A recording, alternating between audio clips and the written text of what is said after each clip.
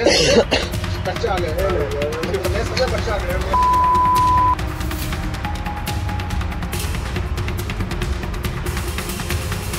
का काम करते हैं कलेक्टर बंगले के बगल में।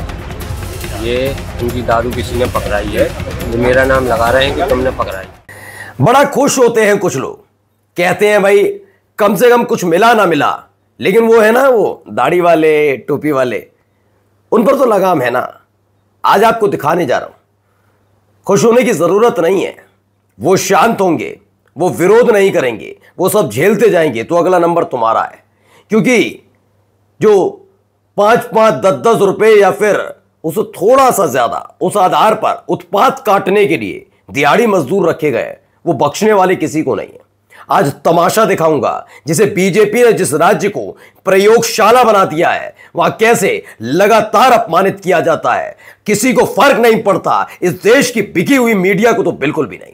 खबर यह भी दिखाऊंगा कैसे चलती ट्रेन में एक खाकी पहनी हुई महिला एक बुरके वाली के साथ बर्ताव करती। क्यों?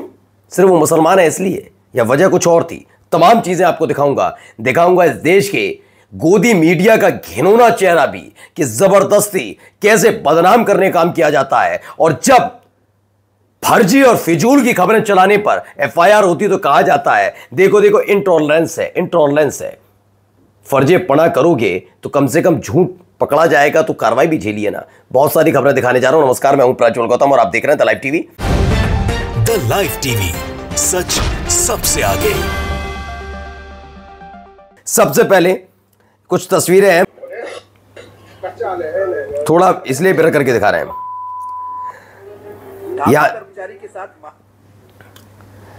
यहां मारपीट की जा रही है, जूता चप्पल या जो भी है वो हाथ में है, उसे मारा जा रहा है बेरहमी से। ये गुंडागर्दी की सारी हदें पार की जा रही हैं। तो मनाओ जश्न की, आदिवासी इस देश के अंदर सुरक्षित हैं। क्या कहते हैं? ये दारू का काम करते हैं कलेक्टर बंगले के बगल में।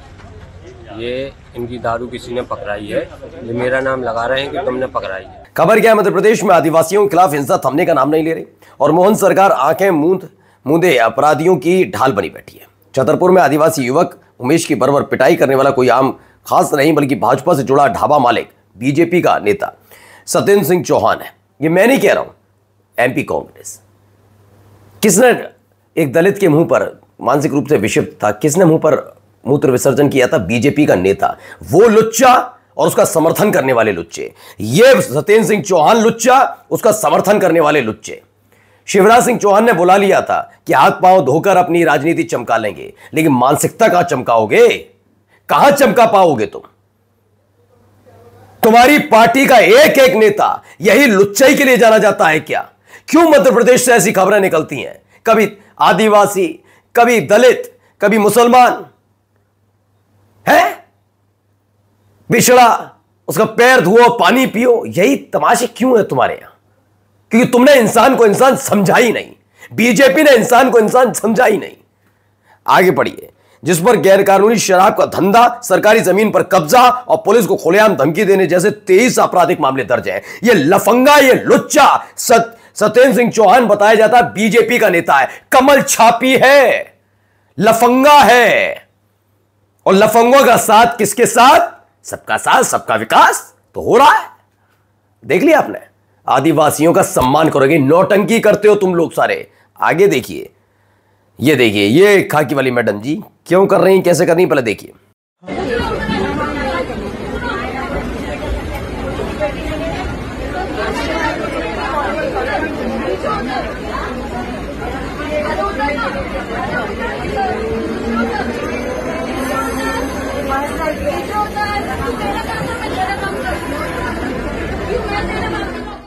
ये पुलिस वाली, ये मेहताब सिद्दीकी ने ट्वीट किया। इसने कहा एक मुस्लिम महिला को बुर्के में देखकर चलती ट्रेन में जबरदस्ती उतरने को बोल रही हैं। ऐसा ही इन्होंने दावा किया है। मसला कुछ भी हो सकता है, लेकिन वो लड़की भी कम नहीं पड़ी। उसने भी पुलिस वाली को वैसे ही जवाब दिया जैसा पुलिस वाली जवाब दे रही थी। JNU-SU यानी कि जवाहरलाल नेहरू यूनिवर्सिटी और स्टूडेंट यूनियन की महासचिव हैं मुंतज़ा फातिमा के खिलाफ ABVP कार्यकर्ताओं ने इस्लामोफोबिक टिप्पणी की है। लेकिन ये तो आसान है ना, कहा नहीं गया था भावनाएं आहत नहीं करनी, अदालती आदेश, भावनाएं आहत नहीं करनी। इस पर कोई कुछ भी कहे आपसे, भावनाएं आहत नहीं, ये तो नॉर्मलाइज है नशा है। कि आपको कोई पाकिस्तान जाने के लिए कहता है, नॉर्मल है, सब कह सकते हैं आपसे, मुसलमान हो ना इसलिए। हाँ, नेपाल हिंदू राष्ट्र बन गया है तो एक हिंदुओं से मत कहना कि नेपाल चले जाना। मैं नहीं कह रहा हूं, दैनिक जागरण जैसा अखबार, ये बीजेपी के नेता कह रहे थे ना, वहां जो अभी हुआ जेनजी ने किया, हिंदू राष्ट्र के लिए किया, हिंदू राष्ट्र के लिए किया, फिर जेनजी का जिक्र जब यहां हुआ तो हालत सूख गया था सबका। जब हिंदू राष्ट्र वहां बनना है तो चले, अभी कह दिया नेपाल भाग जाओ, तो कैसा लगेगा सुनने में? क्यों भाग जाए, क्यों चले जाएं कहीं? लेकिन यहां पर इस्लामोफोबिक टिप्पणियां ऐसे ही की जाती हैं। अब आइए जरा चेहरा दिखाता हूं गोदी मीडिया का। पहले तो सबसे पहले मैडम जी को जरा ज्ञान सुनिए। अब उस आरोप पर आते हैं जो बीजेपी गांधी परिवार पर लगा रही है। बीजेपी का कहना है कि प्रधानमंत्री नरेंद्र मोदी भारतीय नौसेना के युद्धपोत का इस्तेमाल देश के हर परिवार की रक्षा के लिए कर रहे हैं, जबकि पूर्व प्रधानमंत्री राजीव गांधी ने INS विक्रांत का इस्तेमाल नए साल की छुट्टियां मनाने के लिए किया था और उन्होंने भारतीय युद्धपोत को अपनी प्राइवेट टैक्सी बना लिया था। ये बीजेपी के नेताओं के आरोप को तो बड़ी जल्दी बताती हैं। नरेंद्र मोदी वोट चोर जब नारे लगते हैं तो इसको बताती हैं कि मोदी वोट चोर के नारे लग रहे हैं। मैं ही नहीं कह रहा हूं, कांग्रेस लगा रही है ना, कांग्रेस के नेता लगा रहे हैं। तब कहां चला जाता है इनका कि वो आरोप लग के वो भी खबर चलाते हैं ना, वो खबर चला पाएंगी नहीं। वो रूबी का लियाकत है।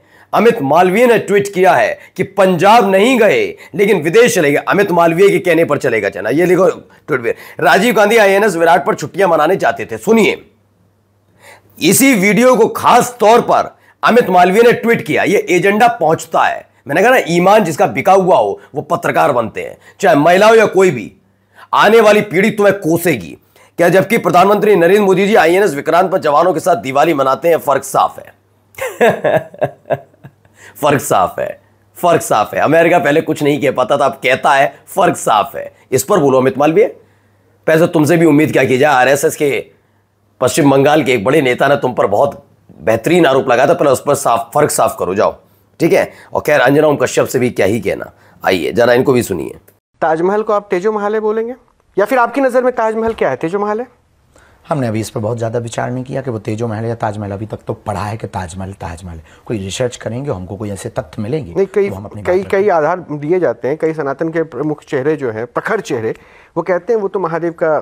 हम जब तक तथ्य नहीं मिलेगा, कोई सबूत नहीं मिलेगा ऐसा, तब तक हम इस बात पे अपनी बात नहीं। और हिंदू राष्ट्र बना देंगे और सबूत आपके पास आया, कुछ ऐसे डॉक्यूमेंट्स आए, तब फिर क्या करेंगे? तो कानूनी प्रक्रिया, इस देश में संविधान है, इस देश में लॉ है, इस देश में न्यायपालिका है। जब न्याय की प्रणाली के आधार पर राम मंदिर बन सकता है, तो अगर तथ्य सही होंगे, सबूत होंगे, तो ताजमहल शिव मंदिर भी हो जाएगा। अब सुर क्यों बदले हैं वो पता नहीं, लेकिन दूसरी तरफ समझिए, जबरदस्ती ताजमहल को तेजो महल कहलवाना है। ऐसा मत सोचिए कि सब गलतियां ऐसे ही होती हैं कि ये इसने गंदगी उगली, उसने गलती उगली, तो क्यों उगली इस पर भी बात करिए। क्योंकि इस देश की जो मीडिया है ना, भूखी मीडिया, भूखी कह रहा हूं, ये भूखी मीडिया जो बैठी है, ये TRP के चक्कर में गंदगी उगलवाती है, एजेंडे पर चलती है, इनकी रोजी रोटी चले, इनका घर परिवार पल सके। देश क्या है, देश में तो होता रहता, हो जाएगा एक बार, तो क्या दिक्कत जा रही है। ये उस स्तर पर जाते हैं। चलिए अगली खबर देखिए। ये खबर थी, अब सबको पता है गिरफ्तार हो गया, इसने बदतमीजी करी थी, है तो लफंगा ही। खैर बीजेपी का नेता लफंगा है, लुच्चा किस्म का, जो बदतमीजी कर रहा था। शर्म पुलिस वालों को नहीं। क्या हुआ फिर? सड़क पर तालिबान कांड पर नेताओं ने किया ट्वीट। अखिलेश यादव, संजय सिंह, BV श्रीनिवास का ट्वीट था। SSP ने चौकी इंचार्ज, 2 पुलिस वाले लाइन हाजिर कर दिए। वीडियो में चौकी इंचार्ज गौरव सिंह खड़ा तमाशा देख रहा। मामले में एक्शन न लेने पर चौकी इंचार्ज पर गाज गिर गई। बीजेपी नेता ने व्यापारी की पिटाई की और नाक रिकड़वाई थी। घुटनों के बल बैठा व्यापारी बीजेपी नेता से मांग रहा था माफी। बीजेपी किसान मोर्चा का जिला उपाध्यक्ष था विकुल चपराना। विकुल चपराना के खिलाफ की पार्टी की तरफ से अभी नो एक्शन। पुलिस ने केस दर्ज कर विकुल चपराना को गिरफ्तार किया। बस खास बात यह है, पार्टी एक्शन नहीं ले रही, पुलिस की इतनी हिम्मत नहीं, से लंगड़ाते हुए इसका वीडियो करते हैं और विकुल चपराना के घर की नपाई तुलाई करते हैं। हिम्मत ही नहीं है, हिम्मत ही नहीं है। बताओ, इससे बड़ा लफंगा मिलेगा? ये लुच्चा है, और जो इसको समर्थन कर रहे हैं, चाहे इनकी पार्टी, वो भी लुच्चों की पार्टी है क्या? करें ना कार्रवाई भाई। एक देश एक विधान की बात करिए, ये एक देश 2 विधान क्यों? फिर रामराज आ गया। योगी आदित्यनाथ कहेंगे रामराज आ गया। हाँ आ गया ना, ऐसे लफंगों के लिए आया, और आप जैसे लोग लाए ऐसे लफंगों के लिए रामराजी हो शायद, वरना इसकी भी लंगड़ाती हुई वीडियो आती। ये तो मुस्कुरा रहा था। एक और खबर दिखाते हैं, जरा जाते जाते एक वीडियो देख लीजिए भाई का। कैलिफोर्निया यूनिवर्सिटी से पढ़े हुए हैं, बड़े बड़े जगह से पढ़कर आए हैं, तो ये एफिडेविट को हैफिडेविट क्यों बोलते हैं? पेनल्टी क्यों बोलते हैं? देखिए बहुत ज्ञाता लोग हैं, उसको क्या किया जा सकता है।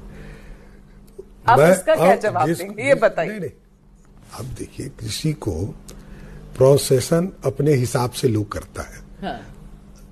अब कितने चीजों को उठा के निकालूंगा मैं, मेरे पास वो फुर्सत नहीं है कि प्रोसेसन अपने हिसाब से लोग करता है। हाँ। बस दुख इस बात का, मैडम नाराज हो गई थी कल कि प्रशांत किशोर ने ऐसे कह दिया। मुझे भी थोड़ा दुख था कि प्रशांत किशोर थोड़ा एरोगेंट लग रहे थे, लेकिन आज मैडम को देख के लगा, जब उन्होंने प्रोसेसन बोला तो उन्होंने रोका नहीं और पूछा नहीं प्रोसेसन का मतलब। दरअसल भाई साहब जो है ना प्रोनाउंसिएशन कहना चाह रहे थे, प्रोनाउंसिएशन बोल नहीं पाए तो प्रोसेसन बोल दिया, जो है वो चला। नमस्कार।